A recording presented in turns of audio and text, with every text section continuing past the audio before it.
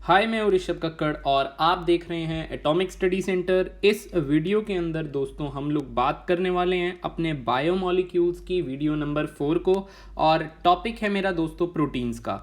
तो अगर मैं अपने टॉपिक की बात करूं प्रोटीन्स की, तो दोस्तों आप ऐसे समझ लो प्रोटीन्स मेरे अंदर बहुत ही ज़्यादा मात्रा में पाया जाने वाला बायोमॉलिक्यूल है। यानी कि अगर मैं इंग्लिश में बात करूं तो काफ़ी ज़्यादा अबंडेंट बायोमॉलिक्यूल है जो मेरी day to day life processes को चलाने में काम आता है। तो प्रोटीन्स की अगर मैं बात करूं तो प्रोटीन्स मेरी बॉडी के अंदर भी सिंथेसाइज होते हैं और मेरे को बाहर प्रोडक्ट से भी अपनी बॉडी के अंदर प्रोटीन्स डालने पड़ते हैं। लाइक अगर मैं बात करूं तो मेरे को मिल्क से, चीज़ से, मीट से, फिश से, इन सब से प्रोटीन मिलता है और मेरी बॉडी के अंदर खुद भी प्रोटीन सिंथेसाइज होता रहता है, राइट।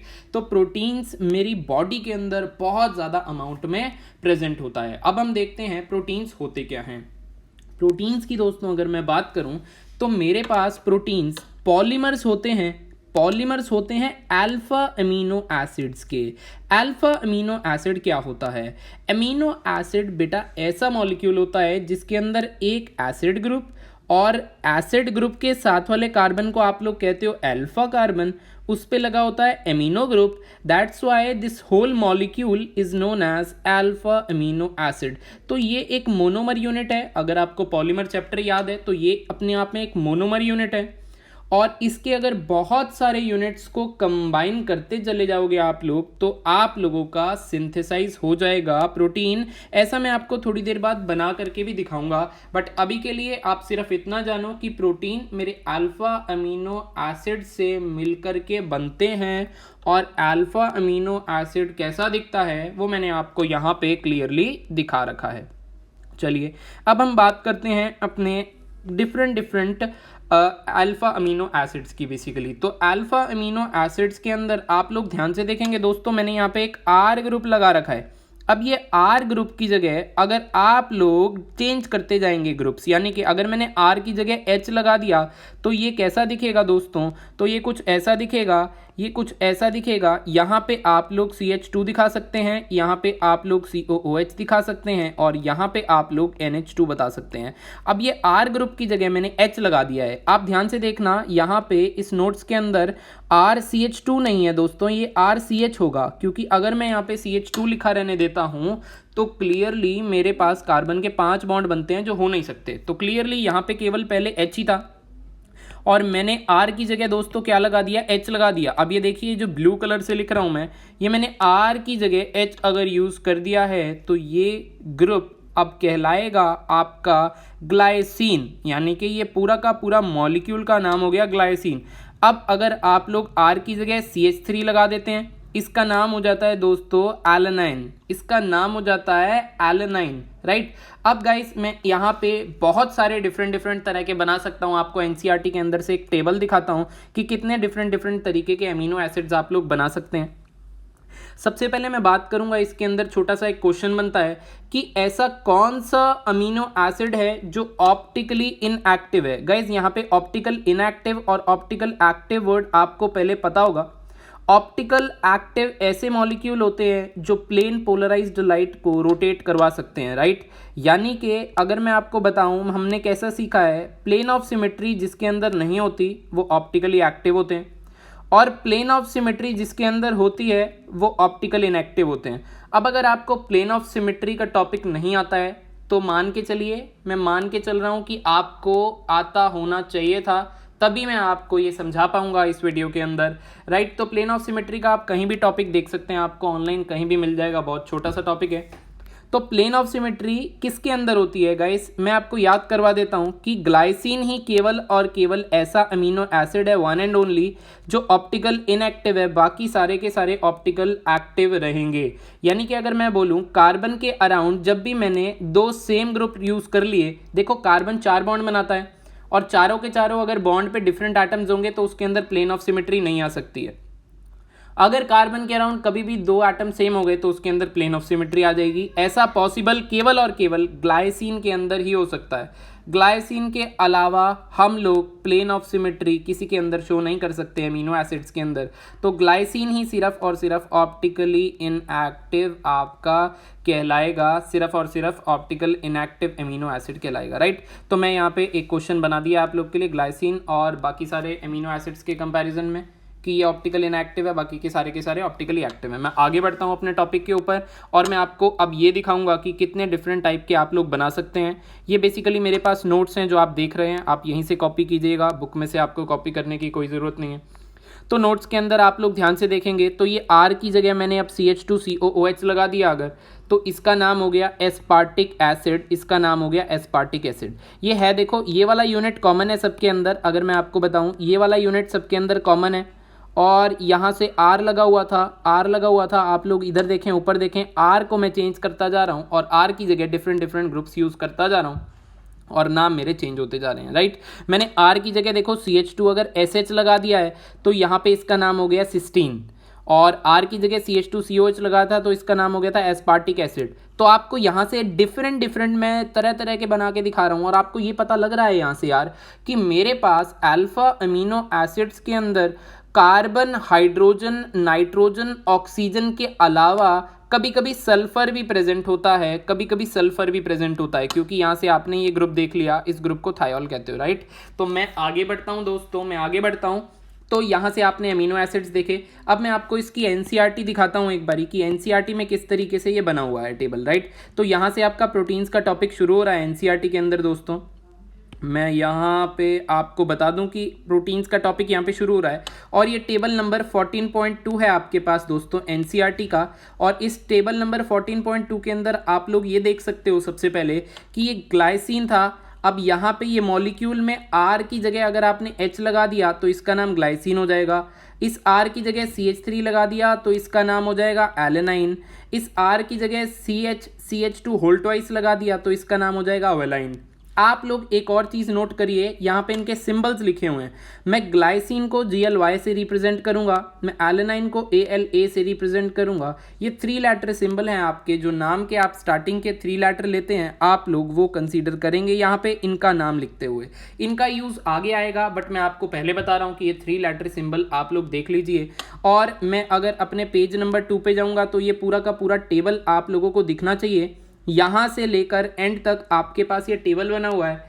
अब इसके अंदर आप लोगों को रट्टे नहीं मारने हैं कि इन सब का नाम आपको बिल्कुल भी याद नहीं होना चाहिए, बट हाँ एक थोड़ा सा आइडिया होना चाहिए। जैसे लाइसिन हो गया, काफ़ी ज़्यादा कॉमन है कि उसमें अगर लाइसिन को अगर आप टोटल बनाओगे तो लाइसिन के अंदर बेसिकली आप ये देखोगे कि आपके इसके अंदर 2 NH2 ग्रुप प्रेजेंट है। भाई ये R का काम कर रहा है, इसका अगर मैं मॉलिक्यूल बनाऊंगा तो COOH मैं यहाँ पे लाइसिन बना देता हूँ आप लोगों के लिए। अब ये R ग्रुप है, R ग्रुप मतलब CH2 होल 4 यहाँ पे लगा दिया आपने और CH2 होल 4 के साथ NH2 लगा हुआ था, राइट। तो ये एक ऐसा अमीनो एसिड है जिसके अंदर बेसिकली 2 NH2 प्रेजेंट है। और आपने पीछे ऐसा देखा, सिस्टीन देखा, सिस्टीन के अंदर बेसिकली आपका COOH NH2 के साथ साथ CH2SH ग्रुप भी प्रेजेंट है। अभी आपको कभी कभी ऐसे भी मॉलिक्यूल दिखेंगे जिसके अंदर 2 COOH प्रेजेंट होंगे, राइट। तो इनकी क्लासिफिकेशन के अंदर ये सारे काम आ जाएंगे। तो लाइसिन हो गया, थोड़े अलग से आप देख सकते हो, सिस्टीन हो गया, जो बेसिकली नोट्स में थे उसको आप लोग देख लेना, बाकी देखने की जरूरत नहीं है। बट ये ध्यान रखना हाँ कि अगर कभी इसका नाम लिखना पड़ जाए तो कैसे लिखना है कि फर्स्ट 3 लेटर यूज करने हैं मेरे को, राइट। और यहाँ पे मैं चलो अब आपको अमीनो एसिड का टेबल दिखा चुका हूँ एनसीईआरटी का। अब मैं आपको एक और इम्पॉर्टेंट क्लासिफिकेशन की बात बताऊंगा और क्लासिफिकेशन के अंदर मैं आपको ये बताऊंगा कि मेरे पास एनसीईआरटी के अंदर केवल एक ही टाइप की क्लासिफिकेशन दी हुई है जिसका नाम है essential and non essential amino acids. दोस्तों अगर मैं इसेंशियल अमीनो एसिड्स की बात करूं तो इसेंशियल अमीनो एसिड्स वो होते हैं जो मेरी बॉडी को बाहर से चाहिए होते हैं, जो मेरी बॉडी खुद प्रोड्यूस नहीं करती है। ये बात आप लोग को समझ में आई। नॉन इसेंशियल अमीनो एसिड्स वो अमीनो एसिड्स होंगे जो मेरी बॉडी खुद से सिंथेसाइज कर ले रही है। जो मेरी बॉडी खुद से सिंथेसाइज नहीं कर रही है वो मेरे होते हैं दोस्तों इसेंशियल एमिनो एसिड्स। और इसेंशियल एमिनो एसिड्स की अगर मैं बात करूं तो यहाँ पे देखो दोस्तों, जिसके ऊपर स्टार लगा हुआ है वो सारे के सारे इसेंशियल एमिनो एसिड्स हैं, और जिनके ऊपर स्टार नहीं है वो सारे के सारे नॉन इसेंशियल एमिनो एसिड्स में आएंगे। तो यहाँ से आप लोग इनके कुछ कुछ एग्जाम्पल भी याद रखेंगे। तो पहली क्लासिफिकेशन हम कर चुके हैं एमिनो एसिड्स की, which is essential amino acids and non essential amino acids, right. अब मैं बात करूंगा गाइस दूसरी क्लासिफिकेशन की, जो एनसीईआरटी में नहीं दी है। दूसरी क्लासिफिकेशन आप लोग खुद से लिख सकते हैं।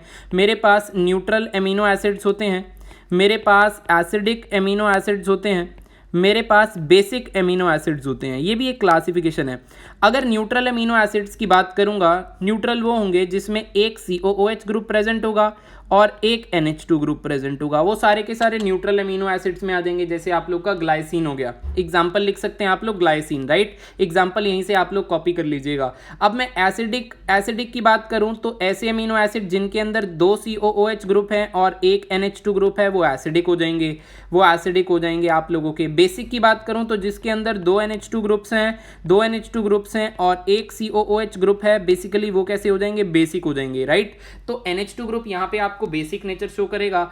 इलेक्ट्रॉन डोनेट करना बेसिक नेचर होता है, इलेक्ट्रॉन एक्सेप्ट करना या H+ लूज करना एसिडिक नेचर होता है। ये तो आपको पहले से पता होगा। तो आप लोग ऐसे देख लेना, जिसमें 2 NH2 ग्रुप प्रेजेंट है बेसिकली वो बेसिक है एज कंपेयर टू मेरे पास न्यूट्रल वाले के। और आप लोग एसिडिक में देख लेना जिसमें 2 COH ग्रुप है, राइट। अगर मैं बात करूं, ये ऊपर मैंने बना रखा है जो एग्जांपल लिया था लाइसिन का लिया था, तो ये मेरे पास कैसा अमीनो एसिड होगा, ये मेरे पास बेसिक अमीनो एसिड होगा, क्योंकि मेरे पास इसके अंदर 2 NH2 ग्रुप्स प्रेजेंट हैं। ये आपको दिख रहा होगा। तो क्लासिफिकेशन मेरी यहाँ से पूरी हो गई है। अब दोस्तों मैं बढ़ता हूँ चलो अपने वापस से नोट्स पर, और आप लोग नोट्स ही कॉपी कर सकते हैं डायरेक्ट, इससे ज़्यादा आपको लिखने की ज़रूरत नहीं है। यहाँ पे क्लासिफिकेशन के अंदर इसेंशियल नॉन इसेंशियल मैंने मार्क कर रखा है आप लोगों के लिए। आप लोग यहाँ से डेफिनेशन लिख लें, एक एक एग्जाम्पल ज़रूर लिख लें। इसके बाद हमारा दोस्तों टॉपिक शुरू होता है ज्विटर आयन का। और ज्विटर आयन आपको कहाँ से कॉपी करना है, आपके लिए मैंने नोट्स हैंड रिटन बना रखे हैं, आप लोग यहाँ से कॉपी कीजिएगा। तो ज्विटर आयन देखिए क्या होता है, राइट। अब देखिए ये मान लो मेरे पास एक एमिनो एसिड है, ये मान लीजिए मेरे पास एक एमिनो एसिड है, राइट। ये मेरे पास एमिनो एसिड है। एमिनो एसिड के अंदर एक ये एसिड ग्रुप प्रेजेंट है, एक ये बेसिक ग्रुप प्रेजेंट है ना। इसके ऊपर इलेक्ट्रॉन्स पड़े होते हैं और COOH एसिड है क्योंकि H+ लूज कर सकता है। अब मान लीजिए सॉल्यूशन के अंदर COOH ने H+ लूज कर दिया, तो H+ जब ये लूज करेगा दोस्तों, जब ये H+ लूज करेगा तो H+ एक इलेक्ट्रोफाइल है।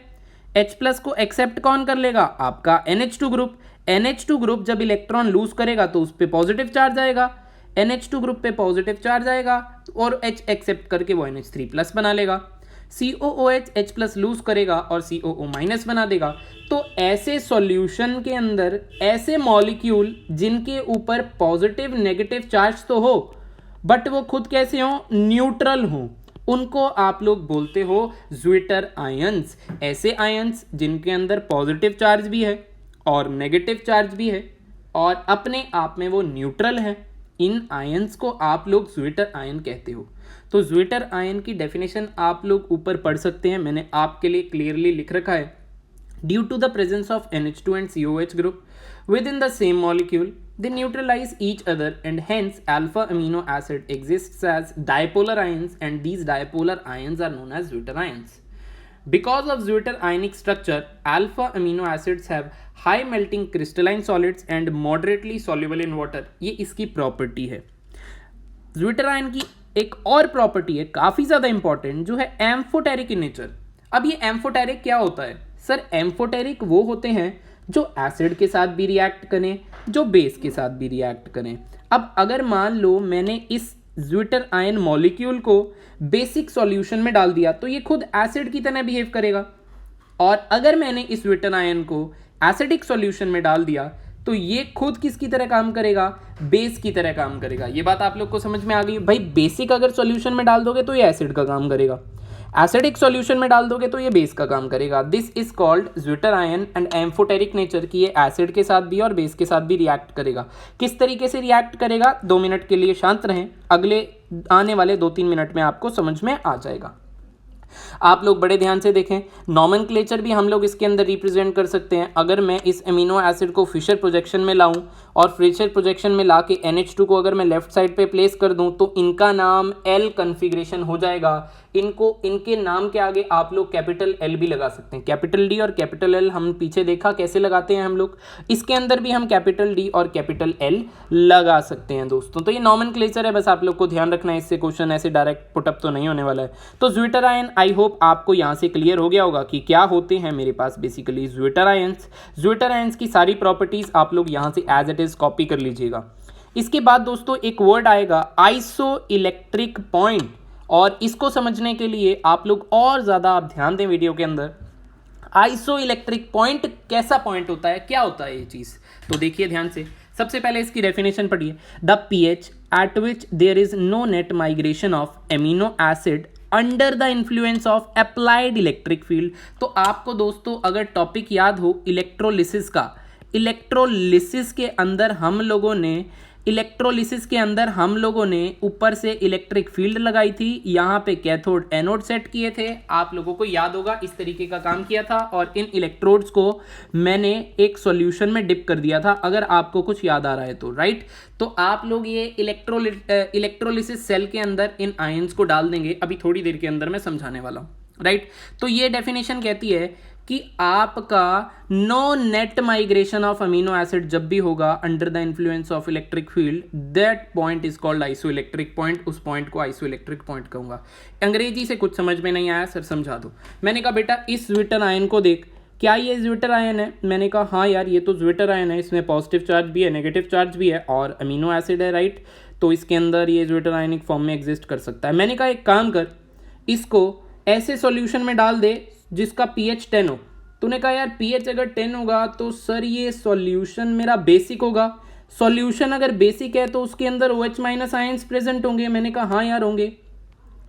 तो तू बोलेगा अगर सॉल्यूशन बेसिक है तो ये खुद किसकी तरह बिहेव करेगा, ये खुद अब एसिड की तरह बिहेव करेगा। एसिड का काम क्या होता है बच्चों, H+ लूज करना। तो आपको कायदे से दिख रहा होगा कि NH3 ने H+ लूज कर दिए यहां से और NH2 में कन्वर्ट हो गया, तो क्लियरली ये खुद एसिड की तरह बिहेव कर रहा है। कब? जब pH आपका 10 है, ठीक है। मैंने कहा pH 10 जब था तो ओवरऑल मॉलिक्यूल के ऊपर नेगेटिव चार्ज था।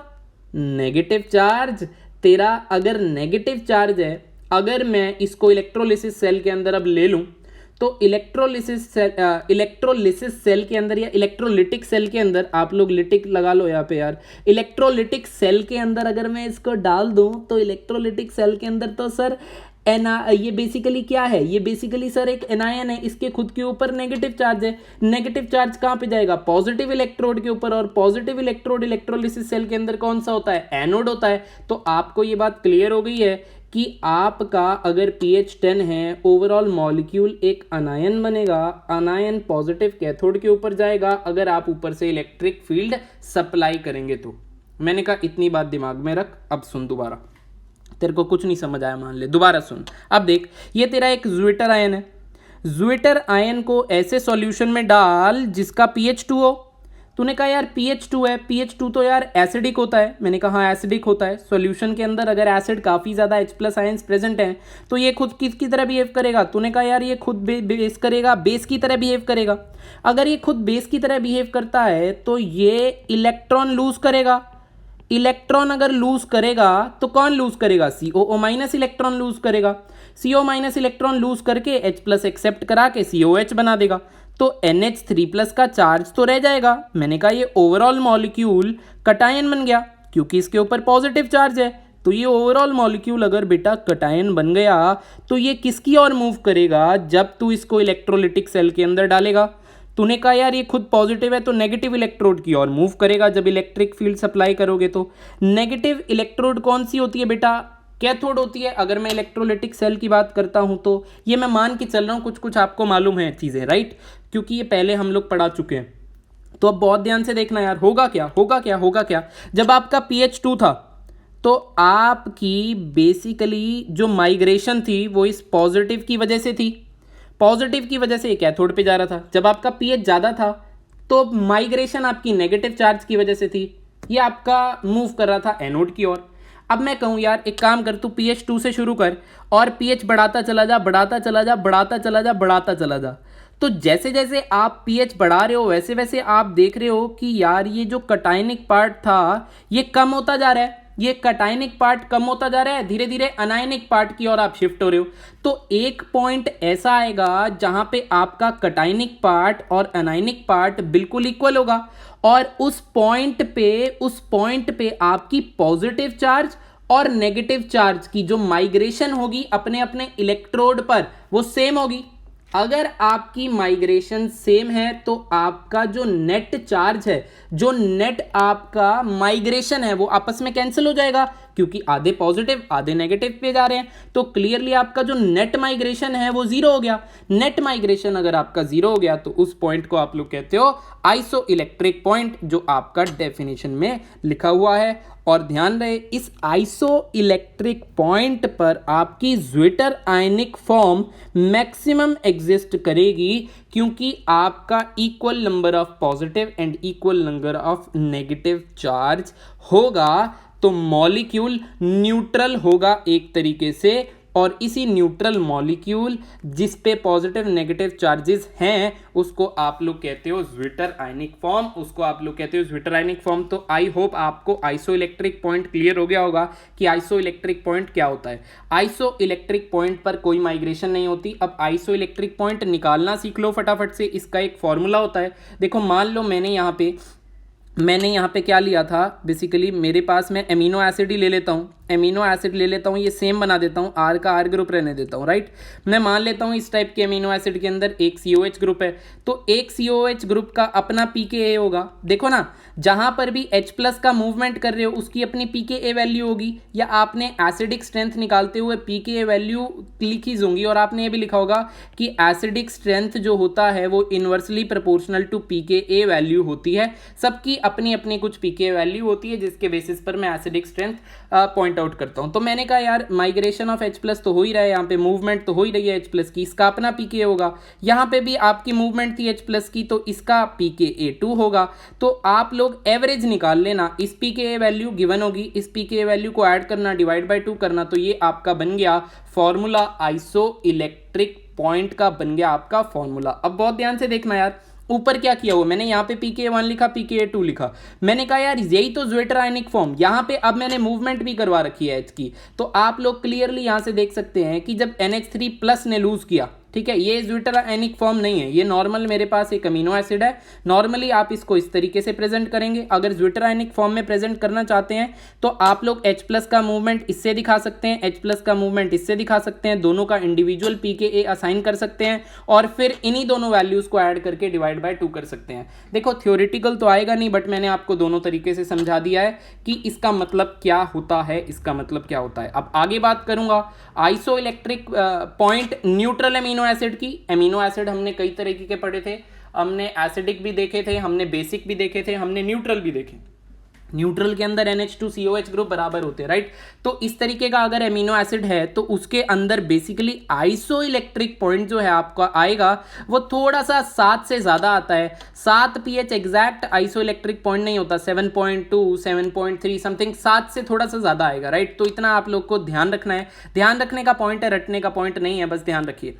पॉइंट टू रिमेंबर ये है, अगर मान लीजिए आपको कभी आइसो इलेक्ट्रिक पॉइंट निकालना पड़े और इस टाइप का मॉलिक्यूल आए जिसके अंदर आप लोगों के 2 COOH ग्रुप प्रेजेंट है, तो जहां पे ज्यादा एसिड प्रेजेंट होगा आप लोगों ने केवल और केवल उसी का pKa कंसीडर करना है, NH2 का pKa कंसीडर नहीं करना है, और आइसो इलेक्ट्रिक पॉइंट के अंदर pKa1 + pKa2 डिवाइडेड बाय 2 करना है। ये बात ध्यान रख लेंगे। मान लीजिए अगर 2 NH2 ग्रुप होते तो NH2 2 का pKa वैल्यू जो दिया होता केवल और केवल मैं वही कंसीडर करता, उसी को ऐड करके 2 से डिवाइड कर देता, तो मेरा आइसो इलेक्ट्रिक पॉइंट की वैल्यू आ जाती।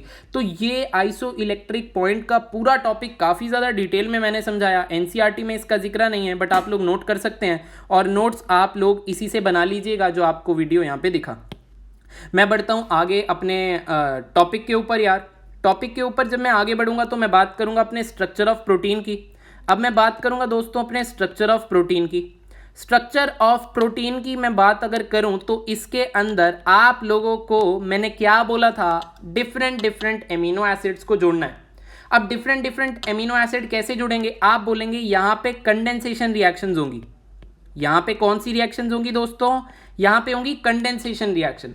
कंडेंसेशन क्या होता है सर, मैंने कहा बेटा कंडेंसेशन होता है पानी निकालना, पॉलीमर चैप्टर में सिखाया था। यहाँ से OH, यहाँ से H निकाल दे। एलेनाइन एक अमीनो एसिड है, एक अमीनो एसिड आपका ग्लाइसिन है। अगर आप यहाँ से वाटर निकाल दोगे, वाटर निकालने पर जो आपका बेसिकली एमाइड बॉन्ड, इसको C डबल बॉन्ड हो NH2 बॉन्ड को क्या कहते हो आप लोग, एमाइड बॉन्ड। ये एमाइड लिंकेज का नाम ही आपका पेप्टाइड बॉन्ड है। यहाँ पे आपने इसको पेप्टाइड बॉन्ड बोलना है, पेप्टाइड बॉन्ड बोलना है।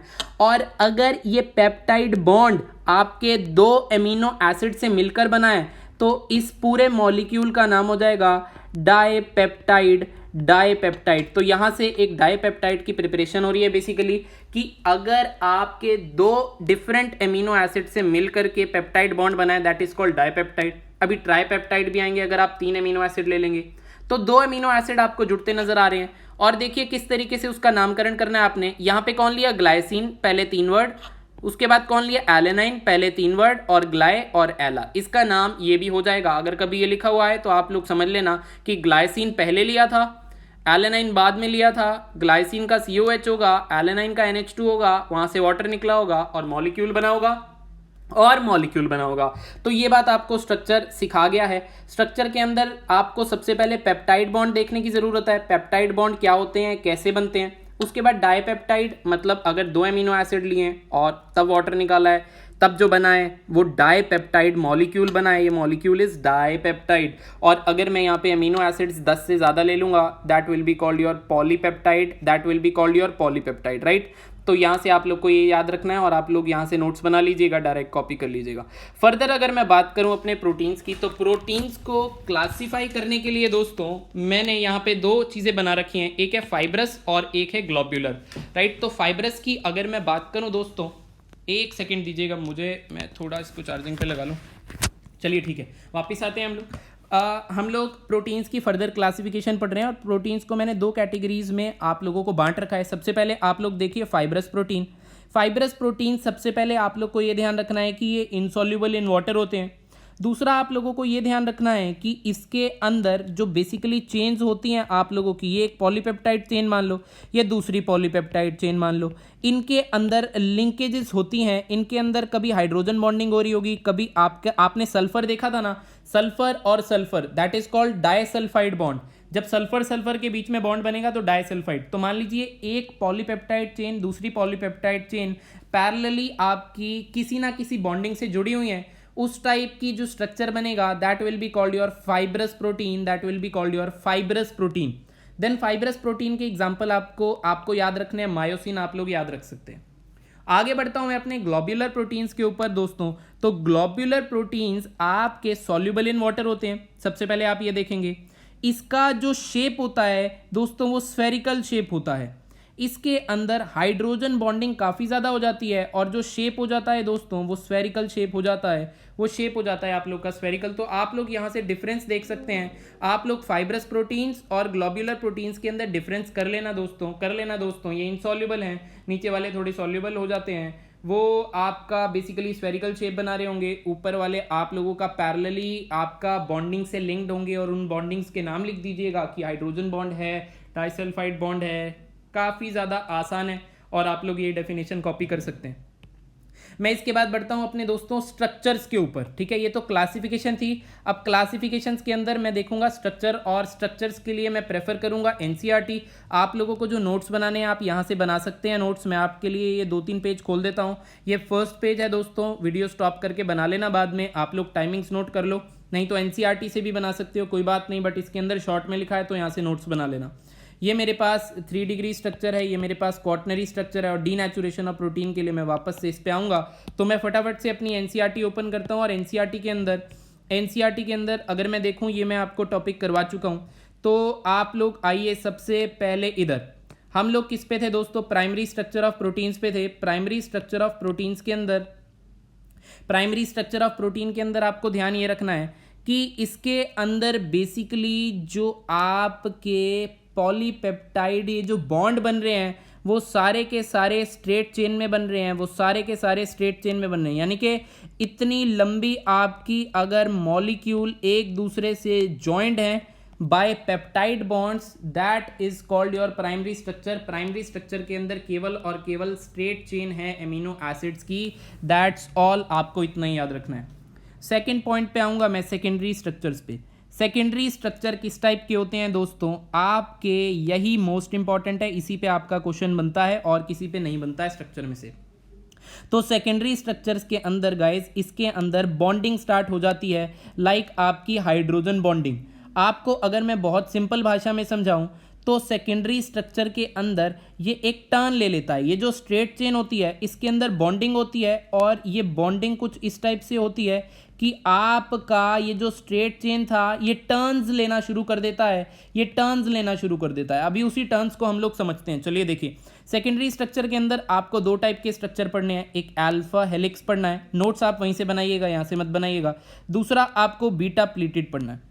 अल्फा हेलिक्स स्ट्रक्चर के अंदर होता क्या है आप लोगों का, मान लीजिए एमिनो एसिड था, एमिनो एसिड के अंदर COO ग्रुप प्रेजेंट होता है और आपका NH ग्रुप प्रेजेंट होता है। ये COO ग्रुप और NH ग्रुप के अंदर हाइड्रोजन बॉन्डिंग हो जाती है, जिससे राइट एंगल स्क्यू आपका ड्रॉ कर सकते हो। आप लोग राइट हैंड थंब रूल लगा करके अपने हाथ को अगर घुमाएंगे कुछ इस तरीके से, तो ये कुछ इस तरीके से घूमने लगेगा, ये कुछ इस तरीके से घूमने लगेगा। और इस तरीके से घूमने लगा किस वजह से, हाइड्रोजन बॉन्डिंग की वजह से। हाइड्रोजन बॉन्डिंग क्यों हुई दोस्तों, क्योंकि ये COO ग्रुप और NH ग्रुप के बीच में हाइड्रोजन बॉन्डिंग आपको दिख रही है। अब आप सोचोगे कैसे जुड़ गया, मैंने कहा यार तू अपने मॉलिक्यूल को टेढ़ा कर दे। मॉलिक्यूल को टेढ़ा करके ये सोच कि आपका ये जो पेप्टाइड था, पेप्टाइड बॉन्ड था, ये जो एमाइड बॉन्ड था C double bond ONH, right. अब ये C डबल बॉन्ड ONH अगर घूम जाए और अपने दूसरे C double bond ONH bond से, अपने दूसरे C डबल बॉन्ड ONH से जो अगले स्टेप पे आ रहा है, जो adjacent C double bond ONH है, तो ये डबल बॉन्ड O और ये H क्या शो करेगा, हाइड्रोजन बॉन्डिंग, जिसकी वजह से आप लोगों का इस टाइप का स्ट्रक्चर आएगा। ये स्ट्रक्चर आपको बिल्कुल भी याद नहीं रखना है, आपको नोट्स में से पढ़ना है, बस ऐसे समझ लेना। अल्फा हेलिक्स स्ट्रक्चर के अंदर आपका ये हेलिक्स सा बनने लगता है। किस वजह से बनने लगता है, क्योंकि हाइड्रोजन बॉन्डिंग हो जाती है। इसके बाद बात करूंगा मैं अपनी बीटा प्लेटेड शीट्स की। बीटा प्लेटेड शीट्स का स्ट्रक्चर आपको यहाँ पे दिख रहा होगा दोस्तों। इसके अंदर भी हाइड्रोजन बॉन्डिंग आपको दिख रही है, बट हाइड्रोजन बॉन्डिंग किस में दिख रही है, ये एक आपका मॉलिक्यूल है, ये दूसरा मॉलिक्यूल है, जो पैरेलल था इस मॉलिक्यूल के, उनके बीच में हुई है। तो यहाँ पे बेसिकली आपका शीट लाइक स्ट्रक्चर बनेगा। यहाँ पे आपके बहुत सारे फोल्ड्स आएंगे। यानी कि आप अगर साड़ी की बात करें, आप लोग साड़ी डालते हैं, अगर आप गर्ल्स हैं या आप लोग मेल्स भी हैं तो आपने साड़ी देखा है या फिर पर्दे देखे हैं। पर्दे के अंदर जिस टाइप के फोल्ड आ रहे होते हैं उसको आप लोग कहते हो प्लीट्स, या साड़ियों के अंदर आ रहे होते हैं प्लीट्स। साड़ी जब फोल्ड करते हैं तो हम प्लीटिंग करते हैं, राइट। हम लोग एक के ऊपर एक के ऊपर एक के ऊपर एक चढ़ाने लगते हैं ताकि मेरे पास वो प्लीट्स ही जनरेट हो सके। और उसी प्लीट्स, उसी टाइप के फोल्ड इस स्ट्रक्चर के अंदर भी नजर आते हैं due to this hydrogen bonding, और इसीलिए इसको बीटा प्लीटेड शीट टाइप का स्ट्रक्चर बोला जाता है। अगर मैं बात करूं तो आप लोग काफ़ी सिंपल तरीके से समझें कि ये स्ट्रेट चेन थी, स्ट्रेट चेन के अंदर थोड़ी बहुत लिंकिंग हुई तो ये आपकी स्ट्रेट चेन से थोड़ी सी आप लोगों का कर्व शेप में आ गया। अब अगर मैं आगे बात करूं टर्शरी स्ट्रक्चर की, तो टर्शरी स्ट्रक्चर के अंदर आप लोग मान लेना ये जो आपने फोल्ड्स लिए थे इस तरीके से, वो फोल्ड्स अब इस तरीके से हो जाएंगे। वो और ज़्यादा फोल्ड ले लेगा, तो और ज़्यादा अगर वो फोल्ड ले लेगा तो बेसिकली उस स्ट्रक्चर का नाम हो जाएगा टर्शरी स्ट्रक्चर। और ये टर्शरी स्ट्रक्चर्स ही आपको फाइब्रस और ग्लोब्यूलर टाइप की क्लासिफिकेशन देने लगते हैं। तो टर्शरी के अंदर केवल यही याद रखना है कि और ज़्यादा फोल्ड्स आपके आ जाएंगे। क्वाटनरी स्ट्रक्चर की अगर मैं बात करूंगा तो ये जो टर्शरी स्ट्रक्चर के अंदर और ज़्यादा फोल्ड आ रहे हैं, मैंने कहा एक काम कर, तू दूसरी पॉलीपेप्टाइड चेन भी इसी के अंदर घुसा दे और इस टाइप का जो स्ट्रक्चर बनेगा वो बनेगा क्वाटनरी स्ट्रक्चर, वो बनेगा क्वाटनरी स्ट्रक्चर। अगर मैं बुक के अंदर इसके आपको डायग्राम दिखाऊं तो ये रहा मेरा प्राइमरी स्ट्रक्चर, ये रहा मेरा सेकेंडरी स्ट्रक्चर, ये रहा मेरा टर्शरी स्ट्रक्चर और ये रहा मेरा क्वाटनरी स्ट्रक्चर। प्राइमरी स्ट्रक्चर के अंदर एक टाइप की सिंगल पॉलीपेप्टाइड चेन है, यहाँ पे टर्न्स आने शुरू हो गए हैं, यहाँ पे टर्न्स के अंदर भी टर्न्स आने शुरू हो गए हैं। टर्न्स आते किस वजह से हैं दोस्तों? बॉन्डिंग की वजह से टर्न्स आते हैं। हाइड्रोजन बॉन्डिंग हो रही है, डाइसल्फाइड लिंकेजेस हो रही हैं इसके अंदर, उस टाइप की वजह से यहाँ पे टर्शरी स्ट्रक्चर आता है। और ये रहा आपका क्वाटरनरी स्ट्रक्चर, जिसके अंदर आप लोगों ने दूसरी चेन मिक्स करके दिखा दी है। इसके नोट्स की अगर मैं बात करूँ तो बच्चों नोट्स आप लोगों को यहीं से बनाने हैं, जो मैंने आप लोगों को प्रोवाइड किए हैं वाया वीडियो, तो आप लोग देख लीजिएगा। प्राइमरी स्ट्रक्चर की बात करूंगा, सिर्फ इतना ही याद रखना है। आपको सेकेंडरी स्ट्रक्चर की बात करें, इतना ही याद रखना है। आपको अल्फा हेलिक्स बीटा प्लेटेड के बारे में इतना ही याद रखना है जितना लिखा हुआ है। 3 डिग्री स्ट्रक्चर की बात करूंगा, इतना ही याद रखना है। क्वाटरनरी स्ट्रक्चर की बात करूंगा, सिर्फ यही याद रखना है कि एक और पॉलीपेप्टाइड चेन काफ़ी लंबी सी उसके अंदर इंसर्ट कर दो सर जी, तो यही याद रखना है। थोड़े बहुत एग्जाम्पल याद रखने हैं, स्ट्रक्चर बिल्कुल भी नहीं बना के दिखाना है। और main question alpha helix beta pleated ही आता है आप लोगों का, उसका स्ट्रक्चर बना के दिखाने की भी कोई ज़रूरत नहीं है, 1 नंबर का क्वेश्चन आएगा। लास्ट काफ़ी ज़्यादा इंपॉर्टेंट आपका टॉपिक है डीनेचुरेशन ऑफ प्रोटीन, और यहीं से कर लेना। डीनेचुरेशन ऑफ प्रोटीन के अंदर दोस्तों कुछ भी नहीं है, काफ़ी सिंपल है। आप लोगों की पॉलीपेप्टाइड चेन थी और बहुत सारे सेकेंडरी आप लोगों के स्ट्रक्चर बने हुए थे या टर्शरी आप लोगों के स्ट्रक्चर बने हुए थे। अब आप लोग इन पॉलीपेप्टाइड चेन्स को हीट प्रोवाइड करेंगे, आप लोग हीट प्रोवाइड करें, आप लोग इसको टेम्परेचर प्रोवाइड करेंगे, तो ये जो लिंकेज है, ये जो पॉलीपेप्टाइड बॉन्ड है यार, ये बीच में से ब्रेक हो जाएंगे। जब ये बीच में से ब्रेक हो जाएंगे तो ये जो 3 डिग्री, ये जो 2 डिग्री, ये जो क्वाटरनरी स्ट्रक्चर है, ये सारे के सारे प्राइमरी में कन्वर्ट हो जाएंगे। यानी कि जब आप 3 डिग्री 2 डिग्री स्ट्रक्चर्स को हीट करेंगे, पॉलीपेप्टाइड बॉन्ड ब्रेक होंगे, उसके बाद वो आपके प्राइमरी स्ट्रक्चर में कन्वर्ट हो जाएंगे। जब दोस्तों वो प्राइमरी स्ट्रक्चर में कन्वर्ट होता है, इसका मतलब ये कि सबसे सिंपल आपका प्राइमरी स्ट्रक्चर तो इंटैक्ट रहेगा, चाहे सबके सब ब्रेक हो जाएं। यहां से ये पॉइंट एक कॉमन आप लोगों का निकल करके आता है, राइट। तो आप लोगों का डीनेचुरेशन ऑफ प्रोटीन का जो डेफिनेशन बनता है, आप लोग अगर चेंज इन टेम्परेचर करेंगे, आप लोग अगर चेंज इन पीएच करेंगे, तो पॉलीपेप्टाइड चेन यानी कि जो उसके अंदर हाइड्रोजन बॉन्डिंग हो रही है या जो डाइसल्फाइड लिंकेज हो रही है, वो डिस्टर्ब हो जाएगी और आपका जो कॉइल्ड स्ट्रक्चर था वो अनकॉइल हो जाएगा और आपकी उसकी बायोलॉजिकल एक्टिविटी जो टर्शरी की, जो आपकी क्वाटरनरी की, जो आपकी सेकेंडरी की थी, वो लूज हो जाएगी। And that is called denaturation of proteins, and that is called denaturation of protein. इसके बाद मैं अगर बात करूं तो ये पॉइंट याद रखना है जो मैंने बता दिया कि 2 डिग्री 3 डिग्री ब्रेक होकर के 1 डिग्री रहेगा हमेशा। इसके बाद इसके एग्जाम्पल करेंगे, तो एग्जाम्पल के अंदर आपको याद रखना है एग वाइट ऑन बॉइलिंग और कर्डलिंग ऑफ मिल्क। ये जो एग्जाम्पल है आपके डीनेचुरेशन के एग्जाम्पल हैं। एग वाइट का मैं एग्जाम्पल आपको एक्सप्लेन कर देता हूं दोस्तों। एग वाइट के अंदर होता क्या है, आप लोग ध्यान से देखिए।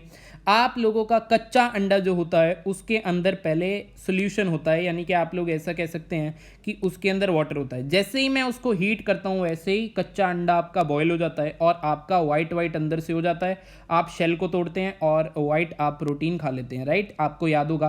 तो आप लोगों का हुआ क्या, जैसे आपका ये रॉ एग था, ये आपका रॉ एग था, इसके अंदर होता क्या है दोस्तों, ये मेरे पास पॉलीपेप्टाइड्स है और इसके अंदर क्वाटरनरी स्ट्रक्चर है। क्वाटरनरी स्ट्रक्चर के अंदर दोस्तों इसके अंदर 2 टाइप के यहाँ पे प्रेजेंट होते हैं ग्रुप। ये ग्रुप जो ब्लू से बना रहा हूँ आप लोग मान लीजिए वो वाटर सॉल्युबल ग्रुप थे। वो कैसे थे, वाटर सॉल्युबल ग्रुप थे, वाटर सॉल्युबल ग्रुप थे। और इसके अंदर एक टाइप के और ग्रुप होंगे यहाँ पे जो ऑरेंज कलर से बना दिए, ये आपके वाटर इनसॉल्युबल ग्रुप थे, ये हाइड्रोफोबिक पार्ट था। आपने इसको नीचे से हीट किया, आपने इसको नीचे से हीट किया। जैसे ही आपने इसको नीचे से हीट किया तो ये चेन टूटेगी और ये चेन टूट करके स्ट्रेट चेन में कन्वर्ट हो गई। ये चेन टूट करके स्ट्रेट चेन में कन्वर्ट हो गई और आपका हाइड्रोफिलिक पार्ट जो पानी के साथ सॉल्युबल था वो थोड़ा सा नीचे हो गया और आपका जो हाइड्रोफोबिक पार्ट था वो बाहर आ गया। हाइड्रोफोबिक पार्ट अगर बाहर आ गया तो वाटर के साथ इसकी रिएक्शन खत्म, मतलब वाटर के अंदर जो ये सॉल्युबल था वो खत्म और वाटर के अंदर सॉल्युबल जैसे ही ये हटेगा तो ये वाइट एक प्रेसिपिटेट बना लेगा वाइट कलर का, जो आपको एग बॉईल करने के बाद दिखता है। तो हीट करने के बाद डीनेचुरेशन ऑफ प्रोटीन हुआ और आपका एग वाइट सामने आ गया, आपका एग वाइट सामने आ गया इस तरीके से। एनसीईआरटी में क्वेश्चन दिया हुआ है कि वाटर कहाँ गया फिर, तो तुमने जवाब देना है कि वाटर इन्हीं मॉलिक्यूल्स के अंदर ट्रैप होकर के रह गया और इन्होंने वाटर के साथ सॉल्युबिलिटी अपनी शो करना बंद कर दी क्योंकि हाइड्रोफोबिक पार्ट बाहर आ गया था। दैट इज कॉल्ड आप लोगों का कोएगुलेशन ऑफ एग वाइट। इसका मतलब प्रेसिपिटेट दिखाना ही कोएगुलेशन है। तो यहां से आई होप आपको डीनेचुरेशन का मतलब काफी अच्छे से समझ में आ गया होगा। दोस्तों काफी लंबा वीडियो है बट आप मान के चलिए इससे शॉर्ट में, इससे जल्दी और पूरा टॉपिक एक्सप्लेन आपको कोई भी नहीं कर सकता है। आप लोग बने रहिए हमारे साथ, वीडियो को लाइक ज़रूर करते जाना है। फिर मिलते हैं आपसे वीडियो नंबर 5 में, तब तक के